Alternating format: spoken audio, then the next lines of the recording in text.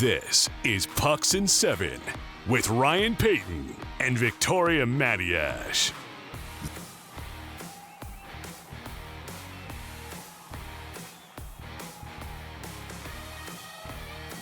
So I am titling this show On a Wing and a Prayer because one of us, and it's not me, didn't get a ton of sleep last night, but because she's such a pro and amazing at everything that she does, we're gonna wing this and we're gonna pray it goes well.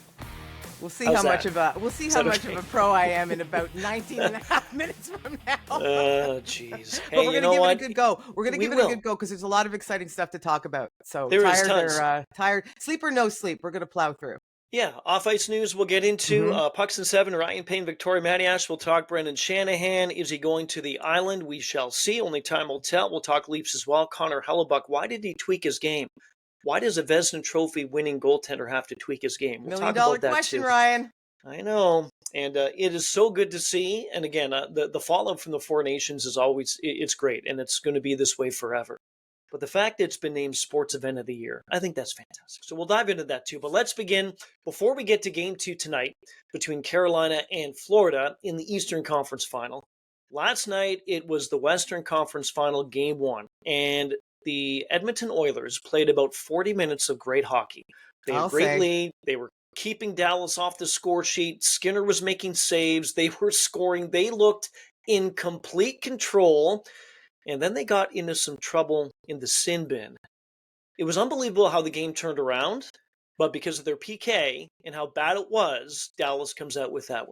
It really was a tale of two games. I mean, there was the first 40 minutes where you thought, okay, they're up 3-1 going into the third. Now, I know that Dallas was on a power play to start the third period, and I thought that offered them a glimmer of hope that obviously came to fruition here. But to watch the difficulty with the Stars trying to handle Draisaitl and McDavid, they didn't have an answer for them at all. No, they were flying. They were flying. Mean, I've heard the word flying so many times in the past 12 hours, and for good reason, because that's exactly what they were. Mm-hmm. I mean, the Dallas skaters, Ryan, they were just at a loss. They were chasing the entire time. And then all of a sudden you thought, you know what?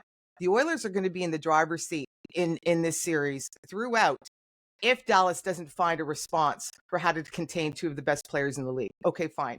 And then they opened the third period. 3 consecutive penalties, 2 of them really dumb. The stick penalties by Corey Perry and Evander Kane. I mean, even more dumb than other penalties.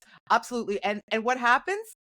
No penalty kill whatsoever. That's one of the worst penalty kills I've seen in a while. They just sat back the entire time, and the Stars score 3 goals in 5.5 minutes. Mm-hmm.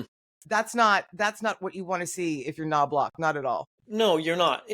Statistically going in, so this is something that was one of the discussions. Of course, one of the huge discussions was in goal. Is Jake Ottinger the better goalie than Skinner and Pickard? Yes, he is, and the numbers suggest that. So if Edmonton was going to win this thing, they can rely as much as they want on 97-29, but really I do believe it's going to come down to goaltending. But the other discussion was special teams. Going into this game last night, it was Dallas on the power play. They were at 30.8%, which was third best in the league. 30.8%, that's very good. And Edmonton, Vic, the PK came in third worst at 66.7. And what's also crazy about this? Fourth worst now of the last team standing, because it's obviously worth now. Continue. Right. And what is incredible, you go back a year ago, when the two teams again met in the conference final. This is a rematch of 1 year ago in the Western Conference Final. Dallas went 0 for 14 on the power play in that series. So you just turn all that around, throw that aside, realize what happened last night on the power play that didn't happen at all in the entire series a year ago. Mm-hmm. So going into Game 2, it's pretty simple. Edmonton, as Leon said after, we have to be more mature. He didn't say we have to be better. We have to be more mature at this. So it's pretty simple. Don't be stupid. Don't take dumb penalties because they're going to burn you. So try to clamp down on that. And if you do go on the penalty kill, find a way to stop this Dallas team. Because if this continues like this, I don't think it's going to be as crazy in Game 2 as it was in Game 1. It's going to be a short series if Edmonton continues not to be special. That unit was so timid. Yeah. just hanging back the entire time. And we're not hanging this loss on Stuart Skinner. No. I know he would probably like to have the Granlund goal back in particular. And I don't think he loved the Duchesne one either, but it's not on him. He didn't steal the game for them, but he didn't lose it for them either. So you're right. Two choices. You don't take penalties, or you figure out, now you have 48 hours from last night to figure out how to be better on your PK, because that's not going to swing it. They are getting Ekholm back for game 3, they estimate. That'll make a difference, but you don't want to lose two. You don't want to lose both in Dallas heading back to Edmonton. You want to try and split the series up.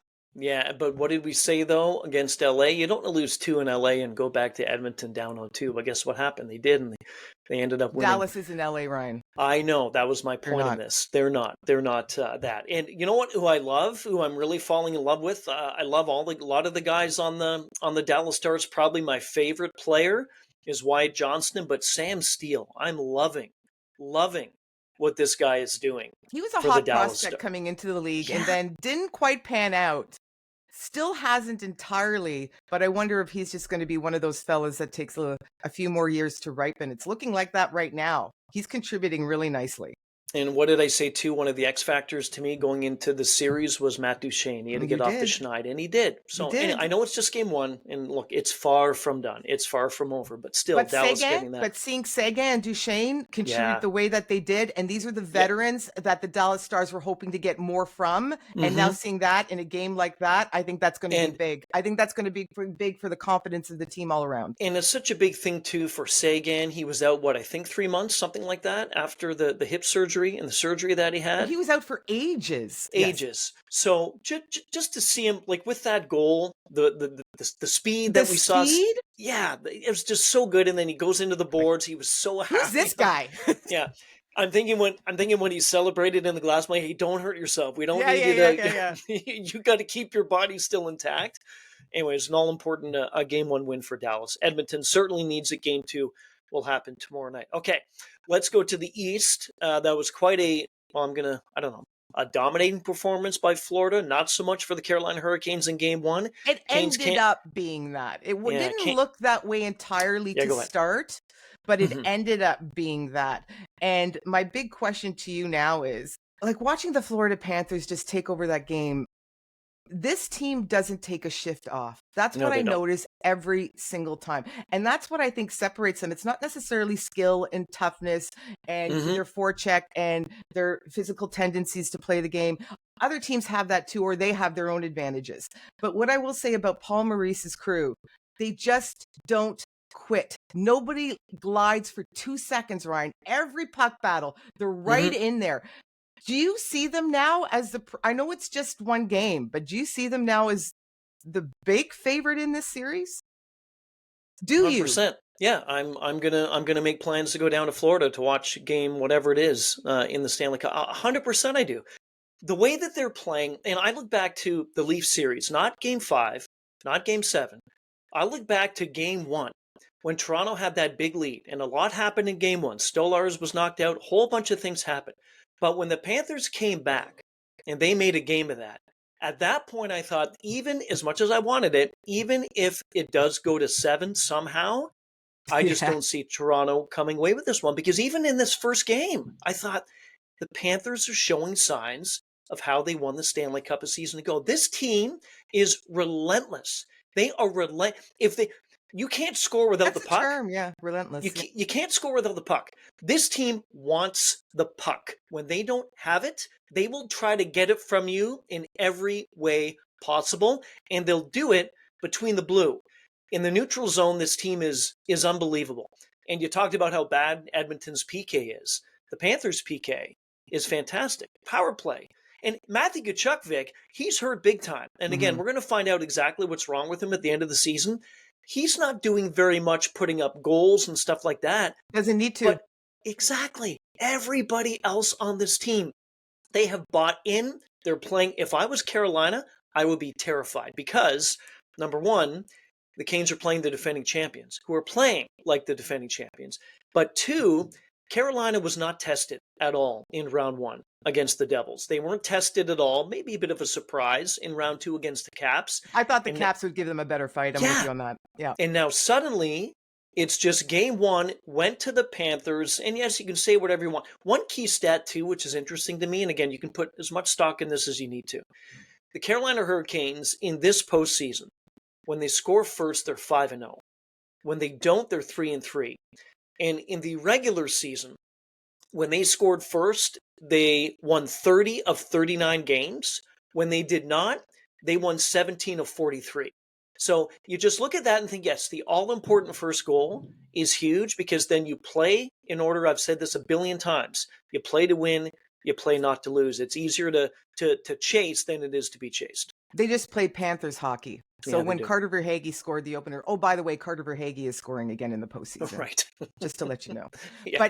But here's the difference too. It's not only Carter Verhaeghe is scoring in the postseason as we anticipate.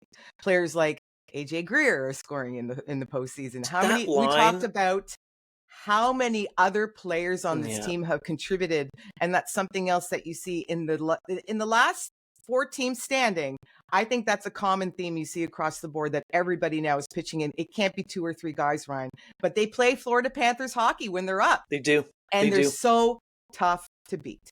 You know, it's gotten to the point now, even I think Paul Maurice got a goal in the last game. That's how somehow he touched the puck before it went in.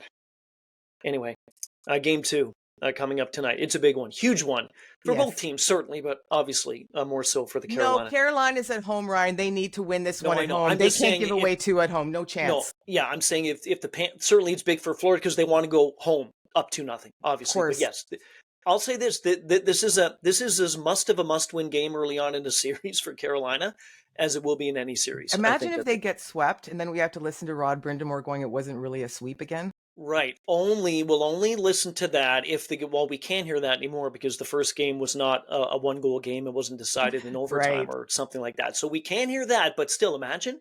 And this team can't, I know you go back, I think to 2009, the team can't win in the Eastern Conference Final. No, it's crazy. It's crazy. Yeah. Anyway, we'll see. Okay. Let's move on. So the Toronto Maple Leafs, we'll talk about them in just a second, but in a not twist, but in a way, we focus in on Brendan Shanahan now.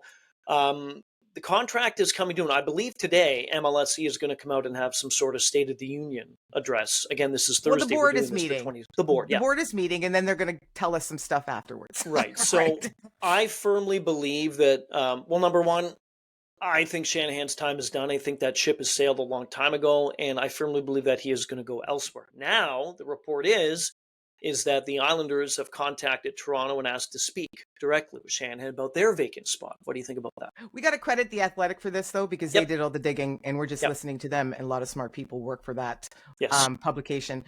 It's I find it very interesting.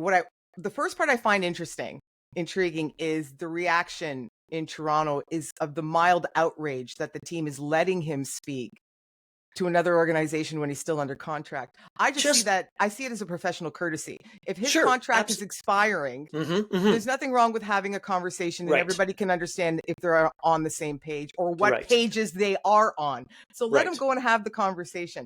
The second part that I find intriguing about this is why Brendan Shanahan wants to run the Islanders. I know. I can understand why it might be over in Toronto. It definitely feels that way. The Shanahan plan had many years to pan out.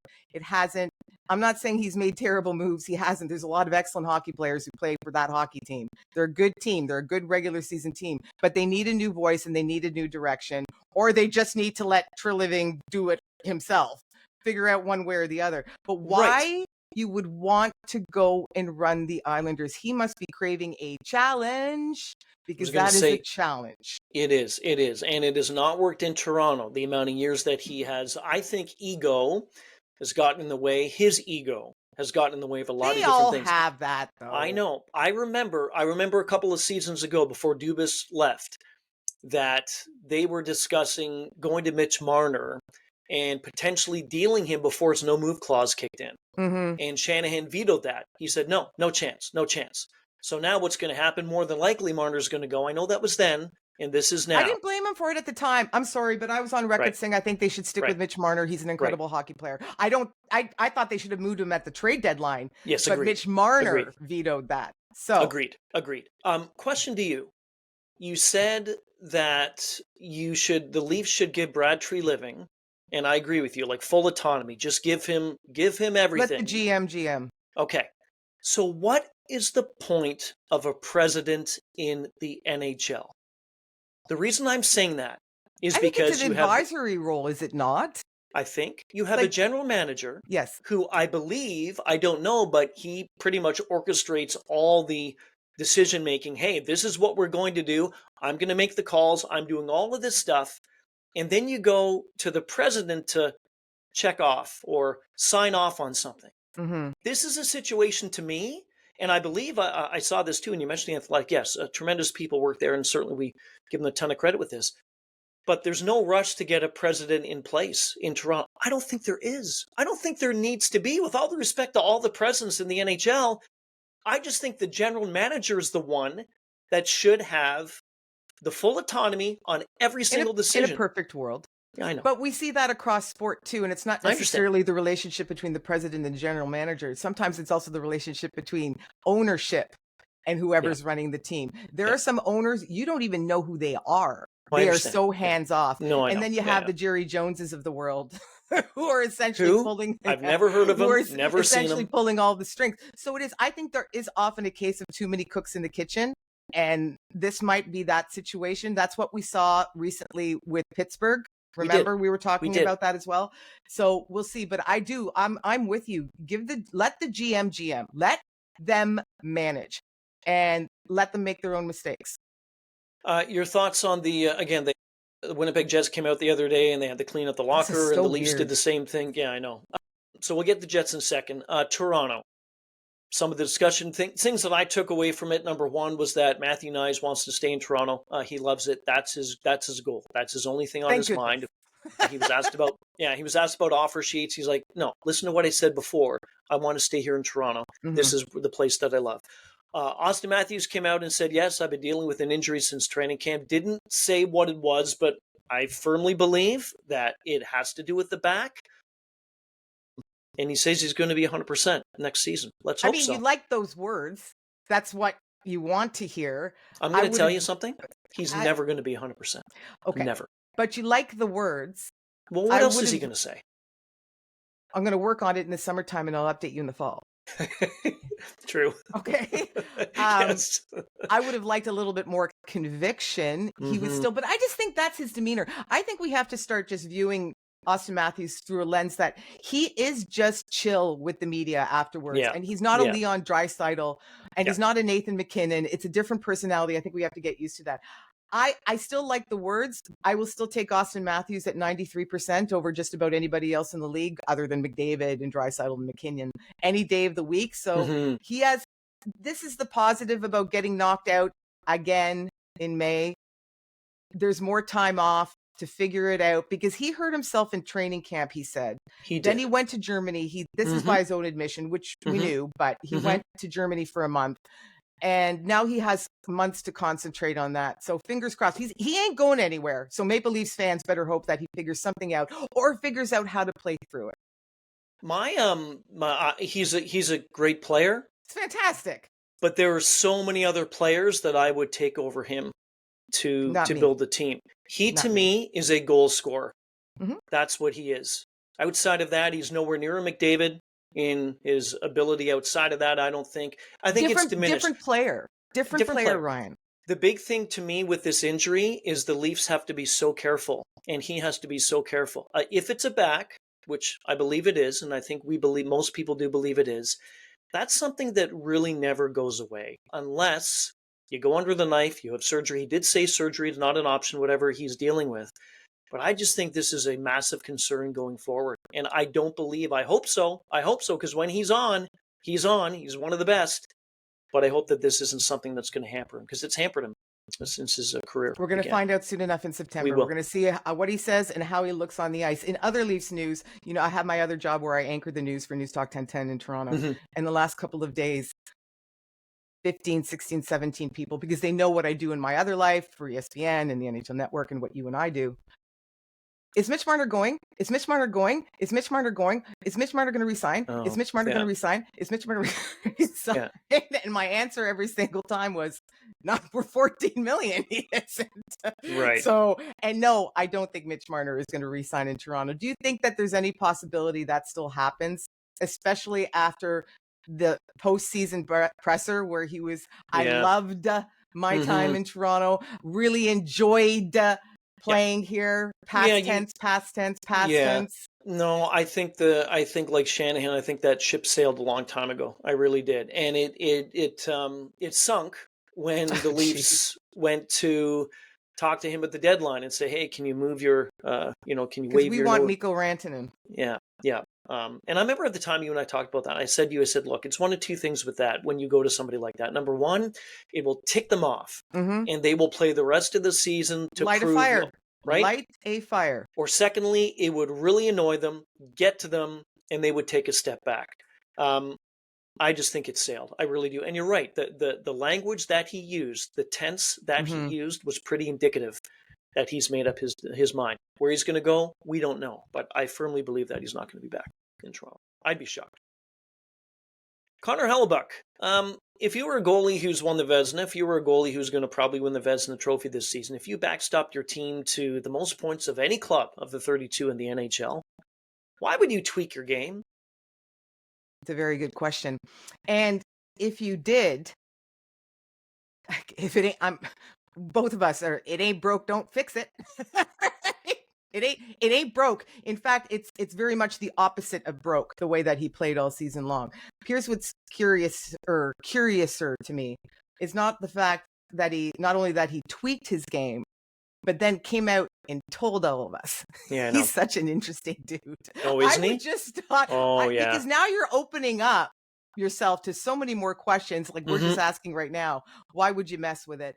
But again, shiny side of the coin, if I'm a fan of the Winnipeg Jets, offers some optimism that maybe this doesn't happen again next year, because maybe he's learned his lesson and he's not going to tweak his essentially perfect game or close to it and just leave it alone and ride through the playoffs playing his best. So now we have two great quotes from the past two postseasons. In the first round of last year, they lost to Colorado in 5, 4-1. And he came out and said, you'd be shocked, people, after I just gave up, I think, 20-plus goals, 25, 28, whatever it was. You'd be shocked, but I feel I've been playing the best hockey in my life. So now we have this postseason where he says, yeah, you kind of do some tweaks, get some bounces going off, bad bounces, whatever, and off you go. It's to your point about him being very intriguing. Goalies, every single goaltender is. A little different. It just doesn't make any sense to me. It really doesn't. And yeah, his game did change. There was a lot. One of the biggest things I noticed was that he played too far back in his net. Way too far back. And I don't know if that's lack of confidence, but yeah, you're right. If you go through the season, if it ain't broke, don't fix it. Don't tweak it.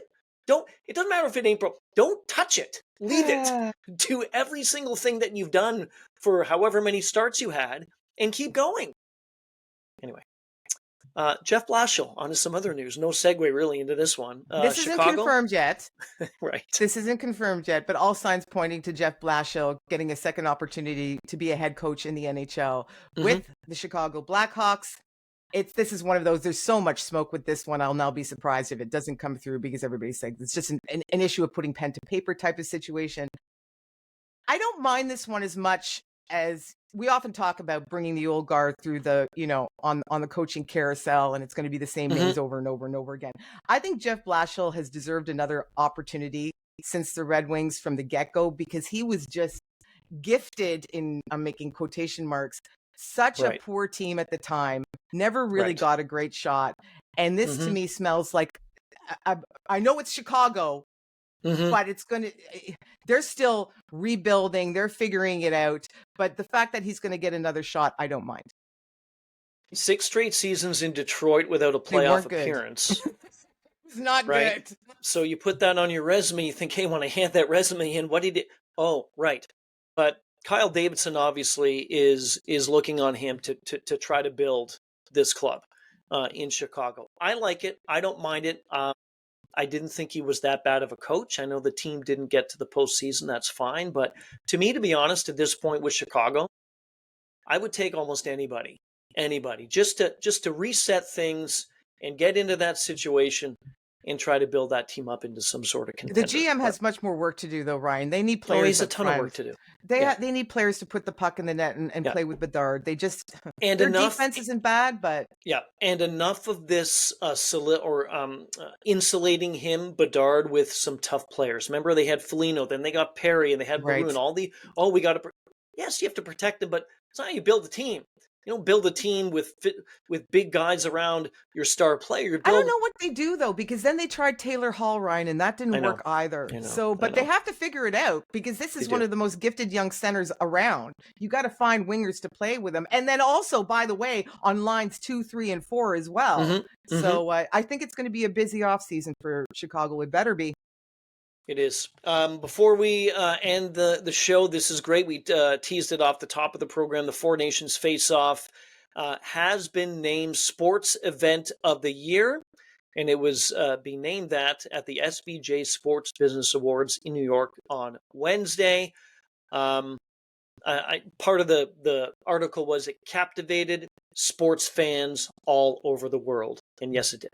It absolutely did. It was nice to wake up this morning and see that headline. I thought that was fantastic. They also named the Florida Panthers the professional sports team of the year. So it was a banner evening for the NHL, and also, like you just said, well-deserved. Can maybe do it again at the end of the postseason this year. Who knows if that's foreshadowing. Come on, Florida. Get in there. Get in there. Speaking of that, we're going to have in a few days too, I think after Game 4, that's when we'll come back on. We'll do it on Monday because a lot of things can happen in the next number of games too, in both the final. We're going to get Jess Blaylock on, and depending upon where the Panthers are at that time, they won't. If they're up 3-0, then it could go for a sweep. Whatever it is, it'll be Game 4 on that Monday. So we'll talk to Jess, and we'll tee up that and recap the weekend. All right, out of time. Enjoy the next few days, and we'll be back. Pucks and 7, Ryan Paton, Victoria Matt. This has been Pucks and 7, available on the SiriusXM app and wherever you get your podcasts.